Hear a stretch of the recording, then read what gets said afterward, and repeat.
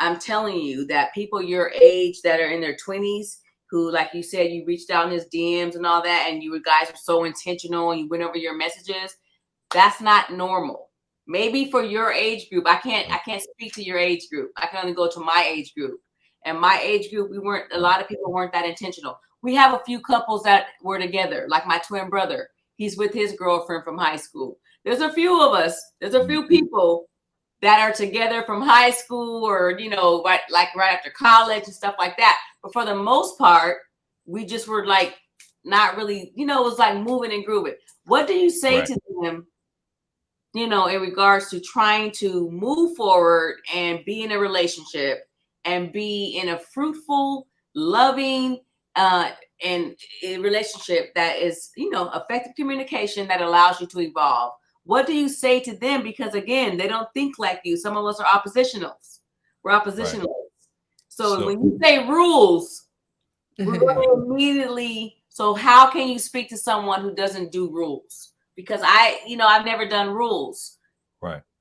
So okay. So that's a good perspective. At 20 something, if someone would have said rules to me, I would have been right. So this is how I think about it. We technically already make certain rules for ourselves. We just don't analyze them and write them down. So it's like you have a certain limit on what you will accept from somebody else naturally. Like if this person is into some drugs that you don't mess with, I'm not dating that person because they're into some drugs I'm not into. So it's like a rule in your mind already. You're just not calling it a rule or acknowledging it as a rule. It's just like my limitations. Or so if you define your limitations, you can see and understand, and you can reflect on your limitations because you've written them down. Like, I wouldn't mess with somebody who does something that I'm not into. And like, what more is there? And then those limitations start expounding when you're in relationships and you analyze the relationship you're in, and you're like, I'm never dealing with that type of person again. So you're creating the rule in your mind based on the experience that you had, but you're not writing it down or analyzing it much deeper than, I'm not dealing with somebody who's abusive, because you've been in that relationship. So you just like, all right, I'm not dealing with that type of person because I've been in that situation. I'm going to say that in the back of my mind, like, all right, if this next person I mess with is, is abusive, I'm going to stop them immediately because I already have that limitation in the back of my mind. I'm not doing that again. So it's like you have that in your mind already. It's just bringing it down to a piece of paper and calling it whatever you want to call it, whatever you want to call it. These are my limitations. These are my must-haves, must-not-haves. I think limitations, must-haves are better for universal type of thing because we've been seeing rules for so long, right? We don't want to hear about rules or commandments or things of that nature, but some people need that, right? To make sure they don't make mistakes. The verbiage is very important. But like, I think for more of a universal, just to make sure even the younger generation, like 18-year-olds, 15, I'm serious, because there's a lot of the 15-year-olds that will be together forever. Right. So like, just for the terminology, rules, I'm teaching high school right now, just for the moment. Right. And they don't do rules right. You know what I'm saying? Right. So like, I want you guys to appeal to the younger people. So yeah. And then even the older people who are setting their ways. If you say rules.